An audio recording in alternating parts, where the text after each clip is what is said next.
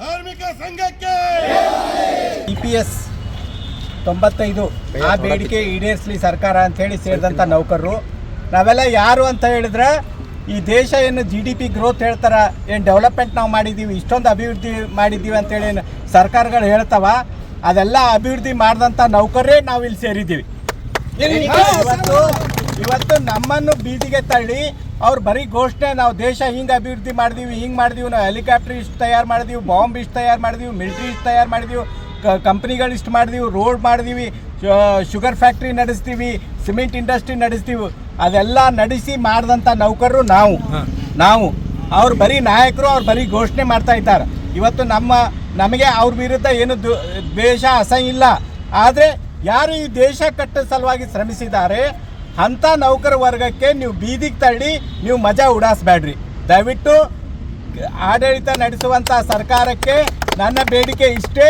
ನಮ್ಮವರು ನಾವೆಲ್ಲ ನೌಕರಿ ಮಾಡ್ತಾ ಇದ್ದಾಗ ನಾವೆಲ್ಲ ಕೆಲವರಿಗೆ 58ಕ್ಕೆ ನಿವೃತ್ತಿ ಆಗಿದೆ, ಕೆಲವ್ರಿಗೆ 60 ಆಗಿದೆ, ಕೆಲವರಿಗೆ ಕಂಪ್ನಿದವರು 45-50 ವರ್ಷ ಆಗನೇ ತೆಗೆದಾರೆ ಭಾಳಷ್ಟು ಜನರಿಗೆ.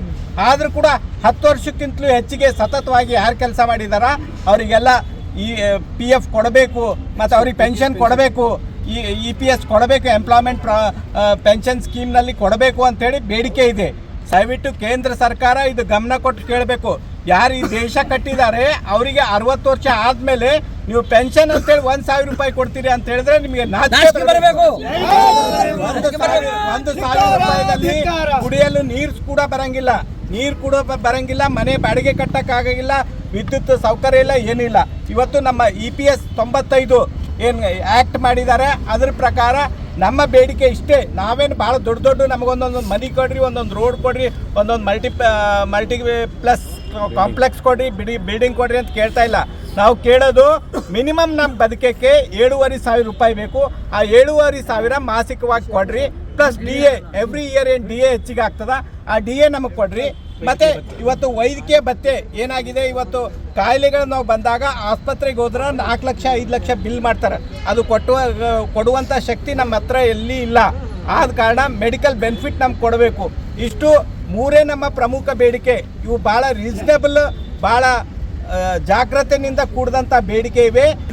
ಇವು ಮೂರು ನೀವು ಕಾರ್ಯರೂಪಕ್ಕೆ ತರಬೇಕು ಅಂತೇಳಿ ಇವತ್ತು ಪ್ರಧಾನಮಂತ್ರಿ ನರೇಂದ್ರ ಮೋದಿ ಅವರಿಗೆ ಮನವಿ ಪತ್ರ ಕೊಟ್ಟು ನಾವು ಒತ್ತಾಯ ಮಾಡ್ತಾ ಇದ್ದೀವಿ. ಹೆಚ್ಚಿಗೆ ಕೇಳ್ತಾ ಇಲ್ಲ. 7,500 ಯಾರಿಗೂ ಸಾಲಂಗಿಲ್ಲ. ಇವತ್ತು ಓಲ್ಡ್ ಏಜ್ ಪೆನ್ಷನ್ ಕೊಡ್ತಾ ಇದ್ದೀರಿ, ಕೆಲವು ರಾಜ್ಯದಲ್ಲಿ 3,000 OAP ಕೊಡ್ತಾರೆ, ನಮಗೆ 1,000 ಕೊಡ್ತದಂದ್ರೆ ಆ ಸರ್ಕಾರಗಳಿಗೆ ನಾಚಿಕೆ ಬರಬೇಕು. ಅದಕ್ಕೆ ನಮ್ಮ ಬೇಡಿಕೆ ಇಷ್ಟು.